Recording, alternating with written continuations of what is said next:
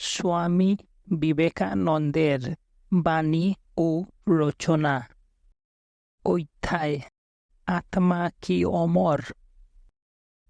The New York Morning Advertiser পত্রিকায় বিষয়ে যে আলোচনা হয় তাহাতে যোগ দিয়া স্বামীজি এই প্রবন্ধটি লিখেন। সংস্কৃত ভাষার সুপ্রসিদ্ধ মহাকাব্য মহাভারতে বর্ণিত আছে কি রূপে বকরূপী ধর্ম কর্তৃক জগতের আশ্চর্যতম বিষয় সম্বন্ধে জিজ্ঞাসিত হইয়া ওই মহাকাব্যের অন্যতম নায়ক যুধিষ্ঠির বলিয়াছিলেন, জগতে সর্বাপেক্ষা আশ্চর্যের বিষয় এই যে জীবনের প্রায় প্রতি মুহূর্তে চারিদিকে মৃত্যু ঘটিতেছে দেখিয়াও মানুষের অটল বিশ্বাস যে সে নিজে মৃত্যুহীন। প্রকৃতপক্ষে ইহাই মানব জীবনের প্রচণ্ড বিস্ময়। বিভিন্ন সময়ে বিভিন্ন দর্শনে ইহার বিপক্ষে অশেষ প্রকার যুক্তি প্রদর্শিত হইলেও এবং ইন্দ্রিয়গত ও ইন্দ্রিয়াতীত জগতের মধ্যে চিরবিদ্যমান রহস্য যবনিকা যুক্তি সহায়ে ভেদ করিতে অক্ষম হইলেও মানুষ দৃঢ় নিশ্চয় করিয়া বসিয়া আছে যে সে কখনো মরিতে পারে না। আমরা সমগ্র জীবন ব্যাপিয়া অনুশীলন করিতে পারি, তথাপি শেষ পর্যন্ত জন্ম মৃত্যুর সমস্যাটিকে ইতিবাচক বা নেতিবাচক কোনো যুক্তিমূলক প্রমাণের স্তরেই দাঁড় করাইতে পারি না।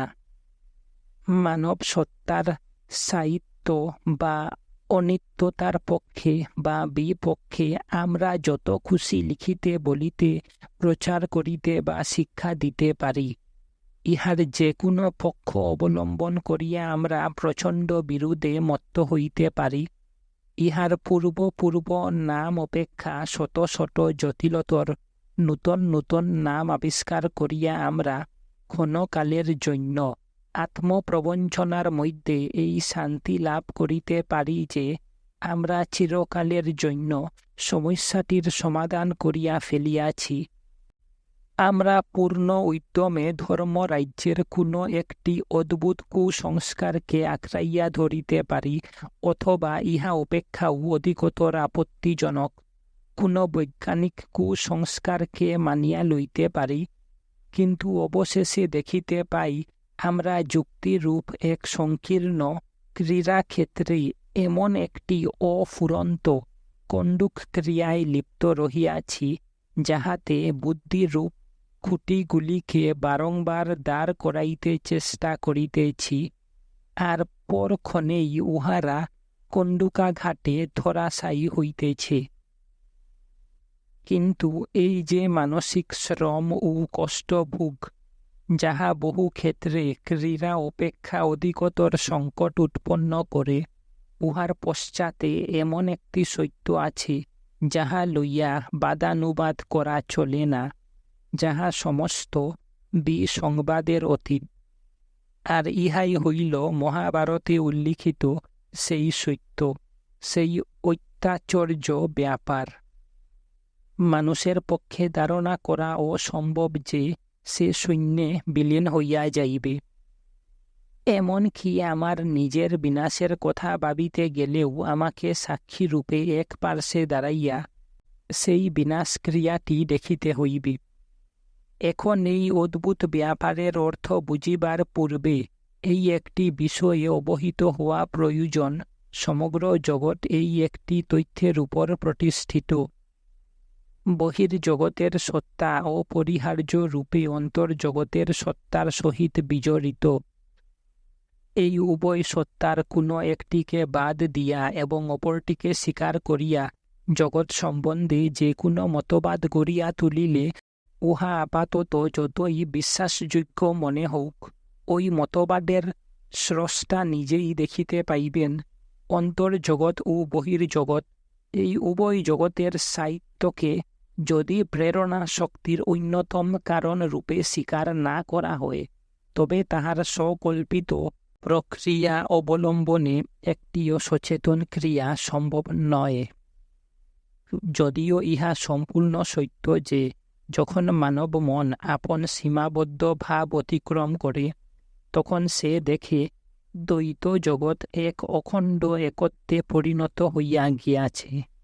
তথাপি ওই নিরপেক্ষ সত্তাকে তখনও ইহ জগতের দৃষ্টিতে দেখা হয় এবং সমগ্র দৃশ্য জগৎ অর্থাৎ আমাদের পরিচিত এই জগৎ জ্ঞাতার জ্ঞেয় বিষয় মাত্র রূপেই জ্ঞাত হয় ও জ্ঞাত হইতে পারে। সুতরাং এই জ্ঞাতার ধ্বংস কল্পনা করিতে পারার পূর্বে আমাদিগকে বাধ্য হইয়া জ্ঞেয় বিষয়ের ধ্বংস কল্পনা করিতে হইবে। এ পর্যন্ত তো খুবই সহজ, ইহার পর ব্যাপারটি কঠিন হইয়া পড়িতেছে। সাধারণত আমরা নিজ দিককে শরীর ব্যতীত অন্য কিছু ভাবিতে পারি না। আমি যখনই নিজেকে অমর বলিয়া ভাবি, তখনই আমি বলিতে দেহরূপ আমাকেই গ্রহণ করি। কিন্তু শরীর যে সমগ্র প্রকৃতির মতোই অস্থায়ী এবং ইহা সর্বদা বিনাশের দিকেই অগ্রসর হইতেছে, ইহা তো প্রত্যক্ষ সত্য। তাহা হইলে এই স্থায়িত্ব কোথায় নিহিত? আমাদের জীবনের সঙ্গে এমন আরও একটি আশ্চর্য বিষয়ের সংযোগ রহিয়াছে, যেটিকে বাদ দিলে কে বাঁচিতে পারে, কে এক মুহূর্তের জন্যও জীবনে আনন্দ উপভোগ করিতে পারে, সেটি হইল মুক্তির আকাঙ্ক্ষা। এই আকাঙ্ক্ষাটাই আমাদের প্রতিটি পদক্ষেপ নিয়মিত করে, আমাদের গতিবিধি সম্ভব করে, পরস্পরের সহিত আমাদের সম্পর্ক নির্ধারণ করে। শুধু তাহাই নয়, ইহা যেন মানব জীবনরূপ বস্ত্রের টানা ও পুরেন।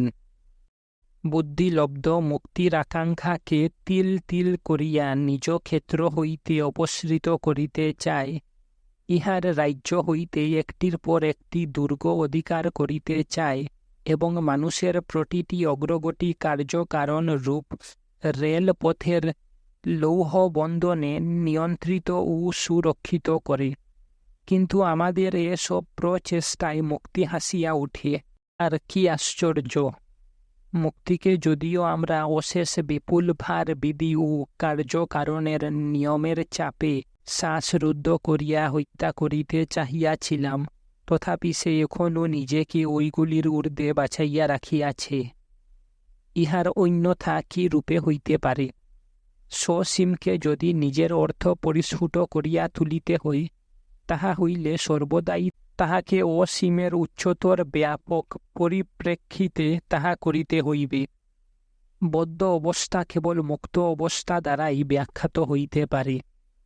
যাহা কার্যরূপে পরিণত হইয়া গিয়াছে, তাহা ব্যাখ্যাত হইতে পারে কার্যাতীত বস্তু দ্বারা। এখানে আবার সেই একই অসুবিধা আসিয়া পড়িল। মুক্তকে শরীর অথবা মনই? ইহা সকলের কাছেই সুস্পষ্ট যে বিশ্বের অন্যান্য যে কোনো বস্তুর ন্যায় এই দুইটিও নিয়মের অধীন। এখন সমস্যাটি এক উভয় সংকটের আকার ধারণ করিতেছে। হয় বল সমগ্র বিশ্ব এক সদা পরিবর্তনশীল জড় সমষ্টি ব্যতীত আর কিছুই নয়, ইহা কার্যকারণের অনিবার্য নিগড়ে চির আবদ্ধ, ইহার একটি কণিকারও কোনো স্বতন্ত্র সত্তা নাই, অথচ অচিন্তনীয় রূপে ইহা নিত্যত ও মুক্তির এক অবিচ্ছেদ্য প্রহেলিকা সৃষ্টি করিয়া চলিয়াছে। অথবা বল এই বিশ্ব ও আমাদের মধ্যে এমন কিছু আছে যাহা নিত্য এবং মুক্ত। ফলে ইহাই প্রতিপন্ন হয় মানুষের মনে নিত্যত ও মুক্ত সম্বন্ধে যে স্বভাবসিদ্ধ মৌলিক বিশ্বাস রহিয়াছে, তাহা প্রহেলিকা নয়। বিজ্ঞানের কর্তব্য হইল উচ্চতর সামান্যীকরণের সাহায্যে জাগতিক ঘটনাগুলি ব্যাখ্যা করা। সুতরাং কোনো ব্যাখ্যাকালে যদি অপরাপর তথ্যের সহিত সামঞ্জস্য রক্ষার উদ্দেশ্যে ব্যাখ্যার জন্য উপস্থাপিত নূতন তথ্যের কিয়দংশ নষ্ট করিয়া ফেলা হয়, তবে ওই ব্যাখ্যা আর যাহা কিছু হোক, বিজ্ঞান নামধেয় হইতে পারে না। এতএব যে ব্যাখ্যা এই সদা বিদ্যমান এবং সর্বদা আবশ্যক মুক্তির ধারণাকে উপেক্ষা করা হয়, তাহা উপরি উক্ত প্রকারে ভ্রান্ত, অর্থাৎ অপর তথ্যগুলি ব্যাখ্যা করিবার উদ্দেশ্যে উহা নূতন তথ্যের একাংশ অস্বীকার করে, সুতরাং উহা ভ্রান্ত। এতএব আমাদের প্রকৃতির সহিত সামঞ্জস্য রাখিয়া একমাত্র অপর বিকল্পটি স্বীকার করা চলে, তাহা এই যে আমাদের মধ্যে এমন কিছু আছে যাহা মুক্ত এবং নিত্য, কিন্তু তাহা শরীর নহে, মনও নহে। শরীর প্রতি মুহূর্তে মরিতেছে, মন নিয়ত পরিবর্তনশীল। শরীর একটি যৌগিক পদার্থ, মনও তাই। এতএব তাহারা কখনো পরিবর্তনশীলতার ঊর্ধ্বে উঠিতে পারে না। কিন্তু এই স্থূল জড় বস্তুর ক্ষণিক আবরণের ঊর্ধ্বে, এমনকি মনের সূক্ষ্মতর আবরণেরও ঊর্ধ্বে সেই আত্মা বিরাজমান, যাহা মানুষের প্রকৃত সত্তা, যাহা চিরস্থায়ী ও চিরমুক্ত। তাহারই মুক্ত স্বভাব মানুষের চিন্তা এবং বস্তুর স্তরের মধ্যে দিয়া অনুসৃত হইতেছে এবং নাম রূপে রঞ্জিত হওয়া সত্ত্বেও স্বীয় বন্ধনহীন অস্তিত্ব ঘোষণা করিতেছে। অজ্ঞানের ঘনীভূত স্তরের আবরণ সত্ত্বেও তাহারই অমরত্ব, তাহারই পরমানন্দ, তাহারই শান্তি, তাহারই ঐশ্বর্য উদ্ভাসিত হইয়া স্বীয় অস্তিত্বের সাক্ষ্য দিতেছে। এই ভয় শূন্য মৃত্যুহীন মুক্ত আত্মাই প্রকৃত মানুষ। যখন কোনো বহিঃশক্তি কোনো প্রভাব বিস্তার করিতে পারে না, কোনো পরিবর্তন ঘটাইতে পারে না, তখনই স্বাধীনতা বা মুক্তি সম্ভব। মুক্তি শুধু তাহারই পক্ষে সম্ভব যে সর্বপ্রকার বন্ধনের সমস্ত নিয়মের এবং কার্যকারণের নিয়ন্ত্রণের অতীত। অর্থাৎ অন্য প্রকারে বলিতে গেলে বলা যায়, সে অবিকারী, সেই শুধু মুক্ত। যে অবিকারী সেই শুধু মুক্ত, এবং সেই জন্যই সে অমর হইতে পারে। মুক্ত, অবিকারী ও বন্ধনহীন সেই যে জীবাত্মা, এই যে মানবাত্মা, ইহাই মানুষের প্রকৃত স্বরূপ। ইহার জন্মও নাই, মৃত্যুও নাই। এই মানবাত্মা অজ, অমর, শাশ্বত ও সনাতন। অধ্যায় আত্মা, প্রকৃতি ও ঈশ্বর। বেদান্ত দর্শনের মতে মানুষ যেন তিনটি বস্তু দিয়া গড়া। একেবারে বাহিরে আছে দেহ, মানুষের স্থূল রূপ, চক্ষু, কর্ণ, নাসিকা প্রভৃতি সংবেদনের যন্ত্রসমূহ ইহাতেই রহিয়াছে। এই চক্ষু দৃষ্টির উৎস নয়, ইহা যন্ত্রমাত্র। ইহার অন্তরালে আছে প্রকৃত ইন্দ্রিয়। সেই রূপ বাহিরের কর্ণ ও শ্রবণের ইন্দ্রিয় নয়, যন্ত্রমাত্র। তাহার অন্তরালে আছে প্রকৃত ইন্দ্রিয়। আধুনিক শারীর বিজ্ঞানে তাহাকেই বলে স্নায়ু কেন্দ্র। সংস্কৃতে এইগুলিকেই বলে ইন্দ্রিয়। যে কেন্দ্র চক্ষুকে পরিচালিত করে, তাহা যদি নষ্ট হয়, তাহা হইলে চক্ষু আর দেখিতে পায় না। সকল ইন্দ্রিয় সম্পর্কেই ইহা সত্য। ইন্দ্রিয়গুলি আবার যতক্ষণ না আরও একটি জিনিসের সহিত যুক্ত হয়, ততক্ষণ তাহারা নিজে নিজে কোনো বিষয় সম্পর্কে অবহিত হইতে পারে না। সেই আরও একটি জিনিস হইল মন। অনেক সময়ই তোমরা লক্ষ্য করিয়াছ, একটি বিশেষ চিন্তায় গভীরভাবে মগ্ন থাকাকালে ঘড়ি বাজিলেও তাহা শুনিতে পাও না। কেন? কান তো ঠিকই ছিল, বায়ুর কম্পন তাহার ভিতর প্রবেশ করিয়াছিল এবং মস্তিষ্কের ভিতরে নীতও হইয়াছিল, তথাপি শুনিতে পাও নাই, কারণ মন সেই ইন্দ্রিয়ের সঙ্গে যুক্ত ছিল না। বাহিরের বস্তুসমূহের ধারণা প্রথমে ইন্দ্রিয়ে নীত হই, তারপর মন তাহার সহিত যুক্ত হইলে সেগুলিকে গ্রহণ করিয়া যেন রঞ্জিত করিয়া দে, তাহাকেই বলে অহংকার বা আমি। মনে করো, আমি যখন একটা কাজে ব্যস্ত আছি, তখন একটি মশা আমার আঙ্গুলে কামড় দিল। আমি সেটা বুঝিতে পারি না, কারণ আমার মন তখন অন্য কিছুর সঙ্গে যুক্ত ছিল। পরে ইন্দ্রিয় প্রাপ্ত ধারণার সঙ্গে যখন আমার মন যুক্ত হয়, তখন একটি প্রতিক্রিয়া দেখা দেয়। সেই প্রতিক্রিয়ার ফলেই মশা সম্পর্কে আমি সচেতন হই। কাজেই অঙ্গসমূহের সঙ্গে মনের যোগ হওয়াই যথেষ্ট নয়। ইচ্ছার আকারে প্রতিক্রিয়ারও উপস্থিতি প্রয়োজন। মনের যে বৃত্তি হইতে এই প্রতিক্রিয়া আসে, এই যে জ্ঞান বৃত্তি, ইহাকেই বলে বুদ্ধি। প্রথমত একটি বাহিরের যন্ত্র থাকা চাই, তারপর ইন্দ্রিয়, তারপর ইন্দ্রিয়ের সহিত মন যুক্ত হওয়া চাই, তারপর চাই বুদ্ধির প্রতিক্রিয়া। এবং যখন এই সবগুলি হইবে, তৎক্ষণাৎ দেখা দিবে আমি এবং বহির জগতের বস্তুর ধারণা, দেখা দিবে অনুভব বা প্রত্যয় জ্ঞান। যে বহিরি ইন্দ্রিয়টি যন্ত্রমাত্র, তাহার অবস্থান দেহে, তারপর আছে সূক্ষ্মতর অন্তরিন্দ্রিয়, তারপর মন, তারপর বুদ্ধিবৃত্তি, তারপর অহংকার। অহংকার বলে আমি, আমি দেখি, আমি শুনি ইত্যাদি। সমগ্র কর্মধারা কয়েকটি শক্তি দ্বারা পরিচালিত হয়, সেগুলিকে প্রাণ শক্তি বলিতে পারো। সংস্কৃতে বলে শুধু প্রাণ। মানুষের এই স্থূল অংশ, যাহাতে বহিরি ইন্দ্রিয় সমূহ অবস্থিত, তাহাকে বলে স্থূল দেহ বা স্থূল শরীর। তারপর আসে প্রথমে ইন্দ্রিয়, তারপর মন, বুদ্ধি, অহংকার। এই সব এবং প্রাণ শক্তিসমূহ মিলিয়া যে যৌগিক সত্তা গড়িয়া উঠে, তাহাকে বলে সূক্ষ্ম দেহ বা সূক্ষ্ম শরীর।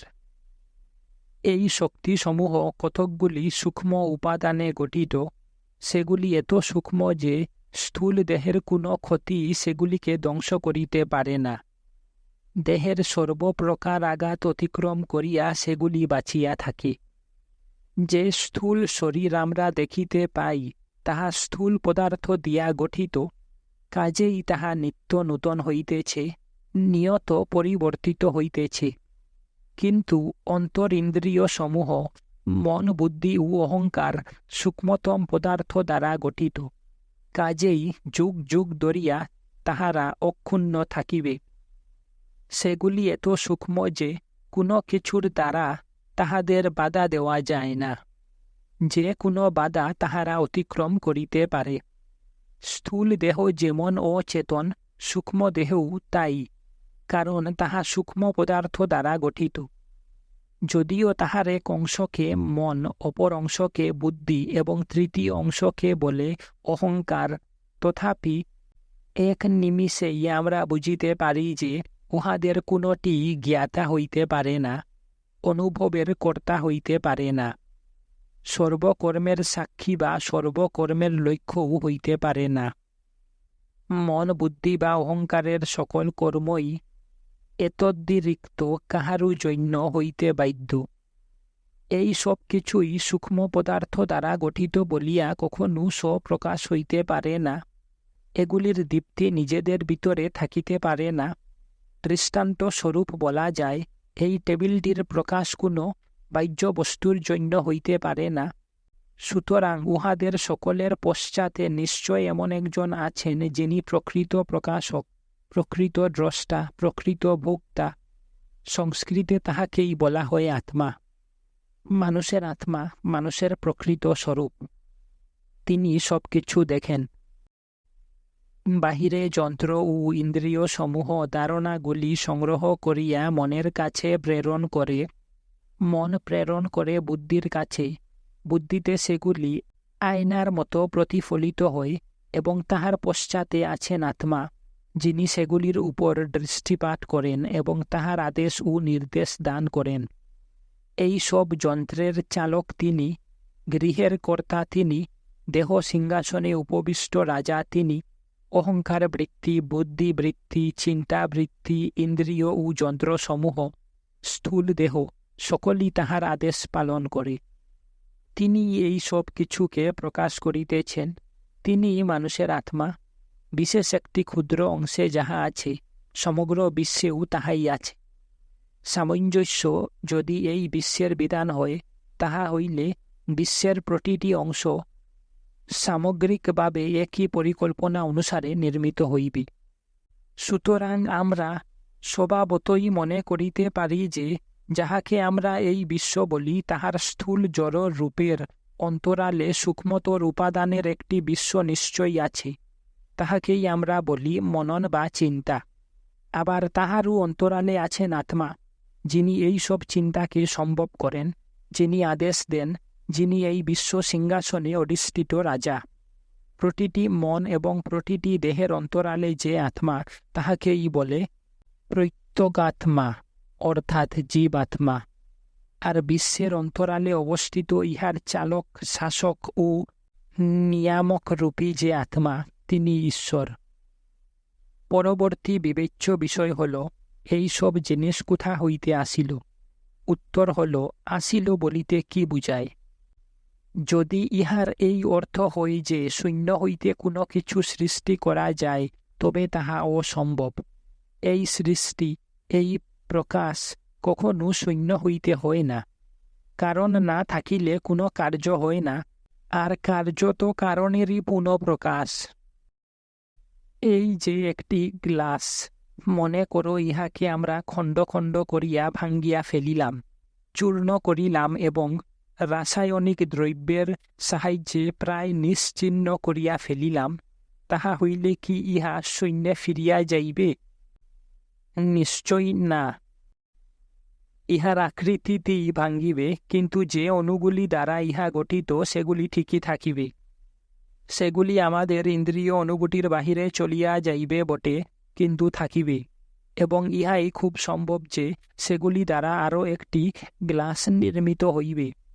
একটি ক্ষেত্রে যদি এ কথা সত্য হয়, তাহা হইলে সব ক্ষেত্রেই ইহা সত্য হইবে। শূন্য হইতে কিছুই নির্মাণ করা যায় না, আবার কোনো কিছুকে শূন্যে মিলাইয়াও দেওয়া যায় না। ইহা সূক্ষ্ম হইতে সূক্ষ্মতর হইতে পারে, আবার স্থূল হইতে স্থূলতর হইতে পারে। বৃষ্টিবিন্দু সমুদ্র হইতে বাষ্পাকারে উঠিয়া বাতাসের দ্বারা তাড়িত হইয়া পর্বতে যায়, সেখান হইতে আবার জল হইয়া শত শত মাইল প্রবাহিত হইয়া সমুদ্র জননীর কাছেই ফিরিয়া আসে। বীজ হইতে বৃক্ষ জন্ম লাভ করে, বৃক্ষটি মরিয়া যায়, রাখিয়া যায় শুধু বীজ। সেই বীজ আরও একটি বৃক্ষ হইয়া দেখা দে, আবার বীজেই শেষ হইয়া যায়। এমনই করিয়াই চলে। একটি পাখিকে দেখো, ডিম হইতে জন্মিয়া কেমন সুন্দর একটি পাখি হয়, তারপর শুধু কতকগুলি ডিম রাখিয়া মরিয়া যায়। সেই ডিমে থাকে ভবিষ্যৎ পাখির জীবকোষ। ঠিক তেমনি জন্তুর বেলায়, মানুষের বেলায় সব কিছুই যেন শুরু হয় কয়েকটি বীজ, কয়েকটি মূল, কয়েকটি সূক্ষ্ম আকার হইতে। যতই বাড়িতে থাকে ততই স্থূল হইতে স্থূলতর হয়, তারপর আবার সেই সূক্ষ্ম রূপে ফিরিয়া যায়, মিলাইয়া যায়।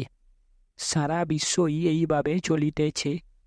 এমন এক সময় আসে যখন সমগ্র বিশ্ব সূক্ষ্ম হইতে সূক্ষ্মতর হয়, অবশেষে যেন সম্পূর্ণভাবে অদৃশ্য হইয়া যায়, তবু অতি সূক্ষ্ম বস্তুরূপে থাকিয়া যায়। আধুনিক বিজ্ঞান ও জ্যোতির্বিদ্যার সাহায্যে আমরা জানিয়াছি এই পৃথিবী ক্রমশ শীতল হইতেছে এবং এক সময় অত্যন্ত শীতল হইয়া যাইবে। তারপর খণ্ডে খণ্ডে বিভক্ত হইয়া সূক্ষ্ম হইতে সূক্ষ্মতর হইতে হইতে শেষ পর্যন্ত পুনরায় ইথারে পরিণত হইবে। তথাপি মূল উপাদান সবই থাকিবে এবং সেই মাল মশলা হইতে আরও একটি পৃথিবী বাহির হইয়া আসিবে। সেটিও আবার অদৃশ্য হইয়া যাইবে এবং নতুন একটি দেখা দিবে। এতএব এই বিশ্বও ইহার মূল কারণে ফিরিয়া যাইবে। আবার তাহার উপাদানগুলি একত্র হইয়া একটি আকারে ধারণ করিবে।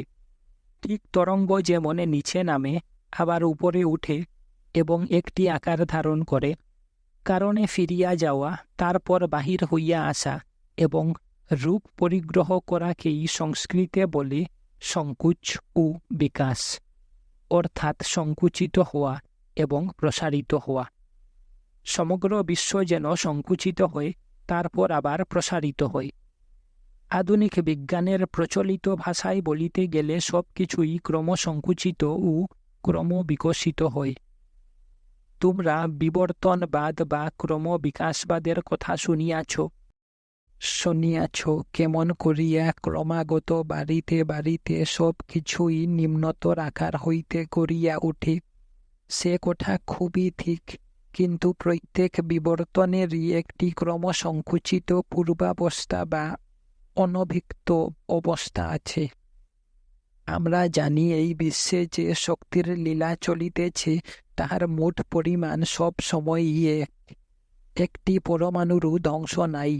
কোনো মতেই তুমি এক কণা পদার্থ কমাইতে পারো না, এক বিন্দু শক্তিও তুমি হ্রাস করিতে পারো না বা বৃদ্ধি করিতে পারো না। মোট পরিমাণ সর্বদা একই থাকিবে।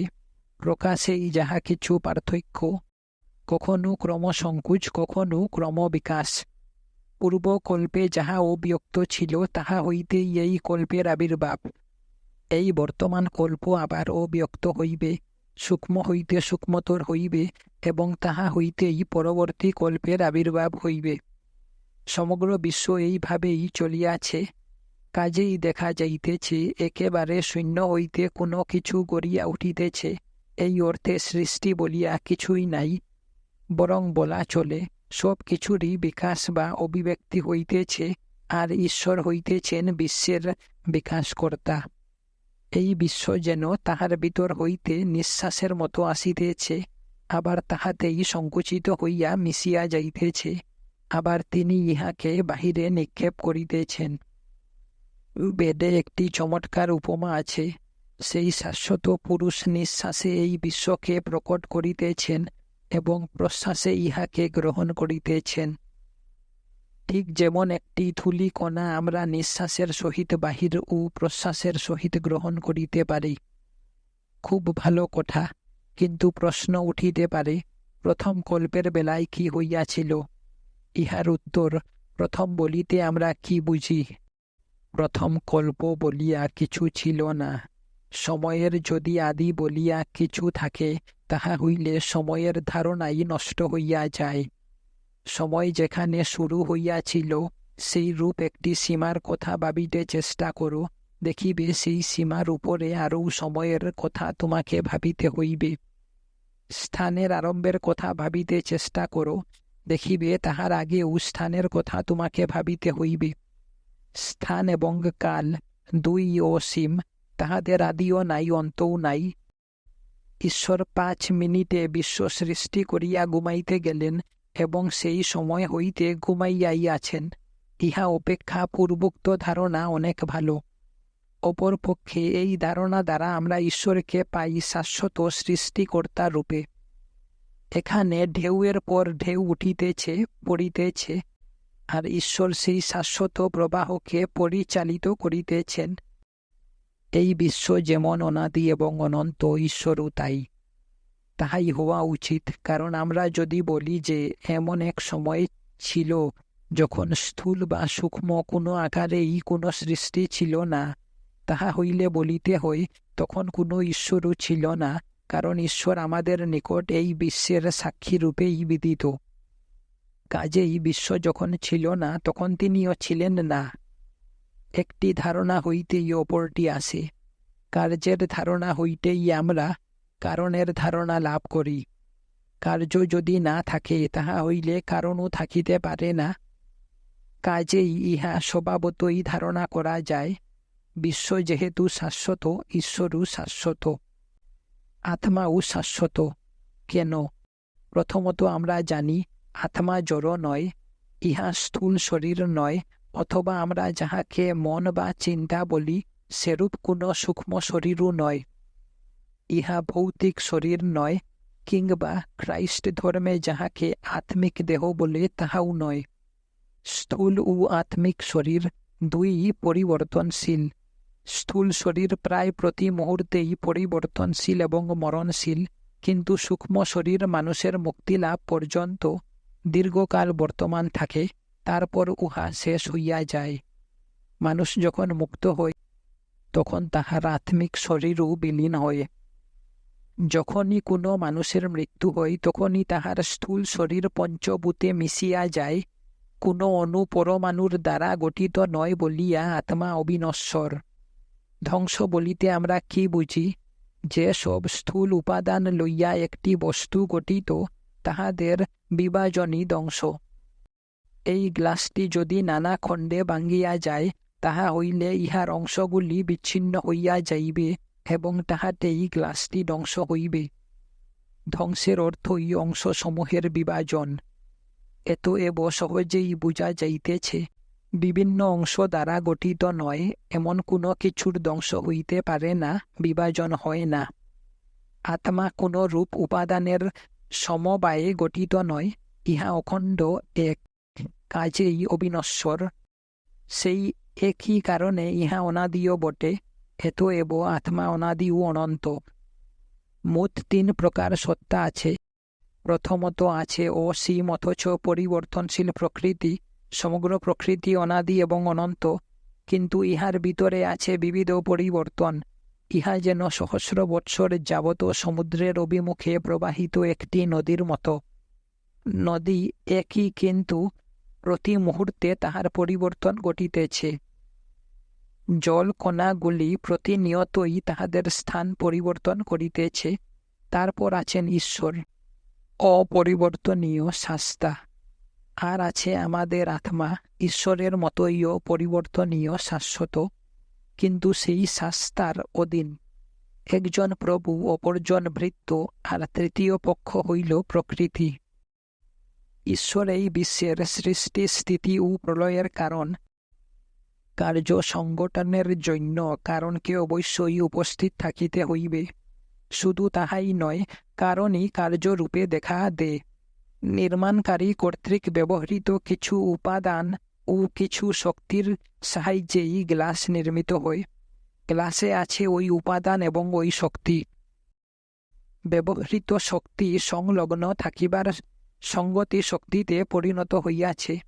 সেই শক্তির অভাব ঘটিলেই গ্লাসটি খণ্ড খণ্ড হইয়া ভাঙ্গিয়া যাইবে। উপাদান সমূহও নিঃসন্দেহে গ্লাসের মধ্যেই আছে, কেবলমাত্র তাহাদের আকারের পরিবর্তন হইয়াছে। কারণই কার্যরূপে পরিণত হইয়াছে। যেখানে কার্য দেখিতে পাওয়া যায়, সেখানেই বিশ্লেষণ করিলে কারণ পাওয়া যায়। কারণই নিজেকে কার্যরূপে প্রকাশ করে। সুতরাং দেখা যাইতেছে, ঈশ্বর যদি এই বিশ্বের কারণ হয় এবং এই বিশ্ব যদি কার্য হয়, তাহা হইলে ঈশ্বরই এই বিশ্বরূপে পরিণত হইয়াছেন। আত্মসমূহ যদি কার্য হয় এবং ঈশ্বর যদি কারণ হন, তাহা হইলে ঈশ্বরই আত্মরূপে প্রকাশিত হইয়াছেন। সুতরাং প্রতি আত্মাই ঈশ্বরের অংশ।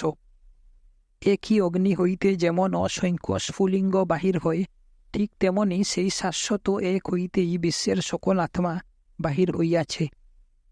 আমরা দেখিলাম শাশ্বত ঈশ্বর আছেন এবং শাশ্বত প্রকৃতিও আছে, আর আছে অসংখ্য শাশ্বত আত্মা। ইহাই হইল ধর্মের প্রথম সোপান। ইহাকে বলে দ্বৈতবাদ। এই স্তরে মানুষ নিজেকে এবং ঈশ্বরকে অনন্তকাল ধরিয়া পৃথকভাবে দেখে। এই স্তরে ঈশ্বর একটি স্বতন্ত্র সত্তা, মানুষ একটি স্বতন্ত্র সত্তা এবং প্রকৃতি একটি স্বতন্ত্র সত্তা। ইহাই হইল দ্বৈতবাদ। এই মতে জ্ঞাতা এবং জ্ঞেয় বিষয় সর্বত্র পরস্পর বিরুদ্ধে মানুষ প্রকৃতির দিকে তাকাইয়া মনে করে সে জ্ঞাতা আর প্রকৃতি জ্ঞেয় বিষয়। জ্ঞাতা ও জ্ঞেয়ের দ্বৈতভাব সে নিরীক্ষণ করে। মানুষ যখন ঈশ্বরের দিকে তাকায়, তখন ঈশ্বরকে দেখে জ্ঞেয় রূপে আর নিজেকে দেখে জ্ঞাতা রূপে। ইহাই হইল মানুষ আর ঈশ্বরের মধ্যে দ্বৈতভাব। সাধারণভাবে ইহাই হইল ধর্মের প্রথম রূপ। তারপর আসে আরও একটি রূপ, যাহা এইমাত্র তোমাদের দেখাইলাম। মানুষ বুঝিতে আরম্ভ করে যে ঈশ্বর যদি এই বিশ্বের কারণ হন এবং এই বিশ্ব যদি কার্য হয়, তাহা হইলে স্বয়ং ঈশ্বরই তো এই বিশ্ব এবং আত্মসমূহ রূপে প্রকাশিত হইয়াছেন, এবং মানুষ নিজেও পূর্ণ সত্তা, ঈশ্বরের একটি অংশ মাত্র। আমরা ছোট ছোট জীব, সেই অগ্নিকুণ্ডের স্ফুলিঙ্গ মাত্র। সমগ্র বিশ্ব স্বয়ং ঈশ্বরেরই প্রকাশ। ইহাই পরবর্তী সোপান। সংস্কৃতে ইহাকে বলে বিশিষ্ট অদ্বৈতবাদ। যেমন আমার এই শরীর আছে, এই শরীর আত্মাকে আচ্ছাদন করিয়া আছে। এই শরীরের ভিতরে আত্মা ওতপ্রোতভাবে রহিয়াছে। সেই রূপ অসংখ্য আত্মা ও প্রকৃতি সম্বন্বিত এই সমগ্র বিশ্ব যেন ঈশ্বরের দেহস্বরূপ। ক্রমসংকুচন বা অনবিভক্তির সময় যখন আসে, তখন এই বিশ্ব সূক্ষ্ম হইতে সূক্ষ্মতর হয় বটে, তবু ঈশ্বরের দেহরূপেই থাকে। স্থূল প্রকাশ যখন শুরু হয় তখনও বিশ্ব ঈশ্বরের দেহরূপেই থাকে। মানুষের আত্মা যেমন মানুষের দেহ ও মনের আত্মা, সেই রূপ ঈশ্বর আমাদের আত্মারও আত্মা। আমাদের আত্মার আত্মা, এই কথাটি তোমরা প্রত্যেক ধর্মেই শুনিয়াছ। ইহার অর্থ এই, তিনি যেন সকলের মধ্যে বাস করেন, তাহাদের পরিচালিত করেন, সকলকে শাসন করেন। দ্বৈতবাদীর প্রথম মতে আমরা প্রত্যেকেই এক একটি ব্যক্তি, অনাদিকাল ধরিয়া ঈশ্বর ও প্রকৃতি হইতে পৃথক। দ্বিতীয় মতে আমরা ব্যক্তি, কিন্তু ঈশ্বর হইতে পৃথক নই। আমরা যেন একই বস্তুর ক্ষুদ্র ক্ষুদ্র সঞ্চারমান অংশ, আর ঈশ্বর হইলেন সমষ্টি বস্তু। ব্যক্তি হিসাবে আমরা স্বতন্ত্র, কিন্তু ঈশ্বরে আমরা এক। আমরা সকলে তাহাতেই আছি, আমরা সকলে তাহারই অংশ, সুতরাং আমরা এক। তথাপি মানুষে মানুষে মানুষে ও ঈশ্বরে একটি দুর্ভেদ্য স্বাতন্ত্র্য আছে। স্বতন্ত্র, তবু স্বতন্ত্র নয়। তারপর আসে একটি আরও সূক্ষ্মতর প্রশ্ন। প্রশ্নটি হইল, অসীমের কি অংশ থাকিতে পারে? অসীমের অংশ বলিতে কি বুঝায়? যদি বিচার করিয়া দেখো, বুঝিতে পারিবে ইহা অসম্ভব। অসীমকে কখনো ভাগ করা যায় না, উহা সর্বদাই অসীম। অসীমকে যদি ভাগ করা যাইত, তাহা হইলে প্রতিটি অংশই অসীম হইত, অথচ দুইটি অসীম কখনো থাকিতে পারে না। ধরো যদি থাকিত, তাহা হইলে একটি অপরটিকে সীমাবদ্ধ করিত এবং উভয়ই সসীম হইয়া যাইত। কাজেই আমাদের সিদ্ধান্ত হইল, অসীম এক, বহু নয়। একই অসীম আত্মা হাজার হাজার দর্পণে নিজেকে প্রতিবিম্বিত করিয়া ভিন্ন ভিন্ন আত্মা রূপে প্রতিভাত হইতেছে। এই বিশ্বের অধিষ্ঠান স্বরূপ অসীম আত্মাকেই আমরা বলি ঈশ্বর। মানব মনের অধিষ্ঠান সেই একই অসীম আত্মাকেই আমরা বলি মানব আত্মা।